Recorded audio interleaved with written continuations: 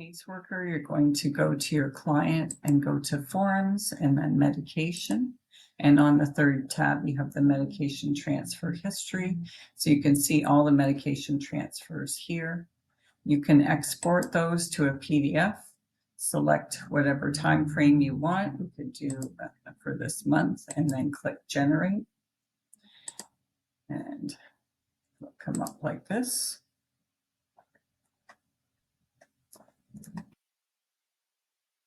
If you need to add a medication in, you have to go to the mobile site. So a med transfer, go to mobile,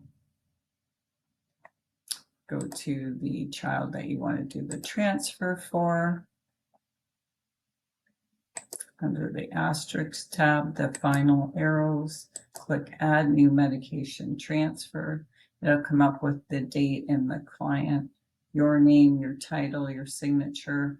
All the meds that are in Mars will auto-populate. You can remove or add more. So if you were sending something like Tylenol or an allergy pill, you could add it in here. The dose, the number of pills. You can make any notes.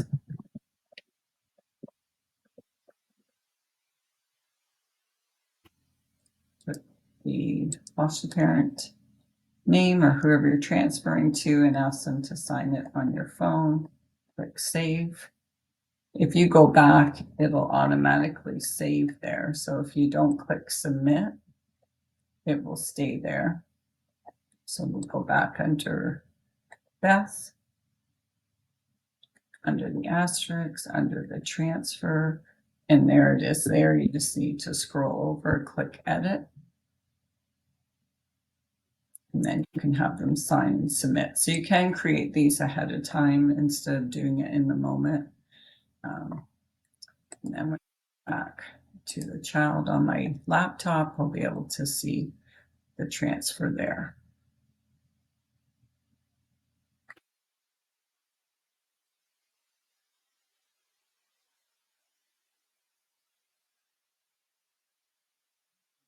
Do it.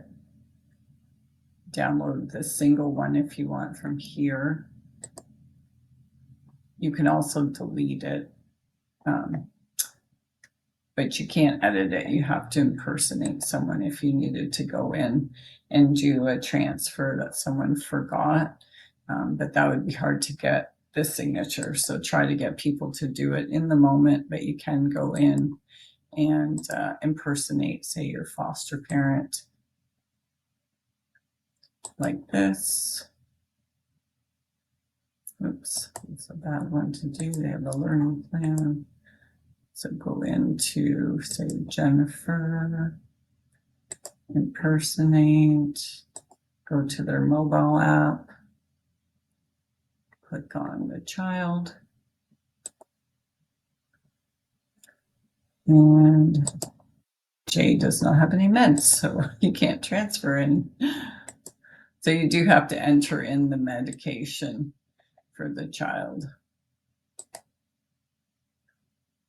they don't have any medication, you can't transfer it. So you don't have to necessarily use the Mars entry, but you do have to enter it here.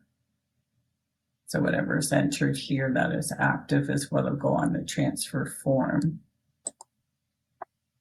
So if we impersonate the foster parent for Beth and go to the mobile,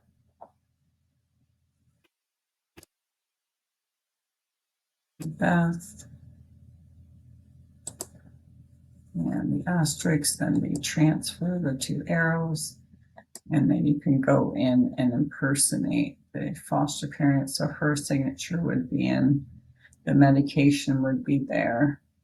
You can put in a note, foster parent took meds to access visit and gave to CAS worker Janice Green, but forgot to have her sign.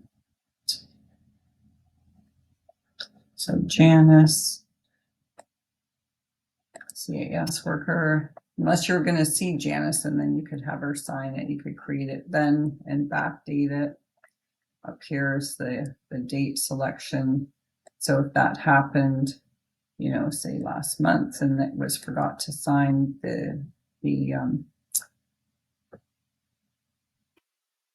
have them sign it then and submit. Okay, and then we'll go back to Beth.